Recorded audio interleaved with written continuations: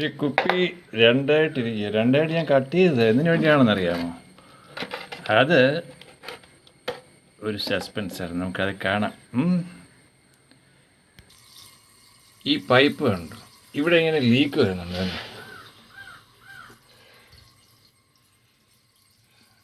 ഇവിടെ ലീക്ക് വരുന്നുണ്ട്. അപ്പോൾ ഇത്രയും ഭാഗം ഇവിടെ ലീക്ക് വരുന്നത് കാരണം ഭിത്തിയിലെല്ലാം നനയും.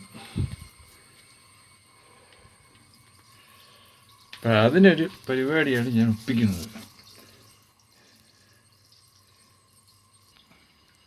അപ്പം ഇത് കട്ട് ചെയ്തതിന് ശേഷം ഇവിടെ ഒരു കട്ടിങ് നടത്തി,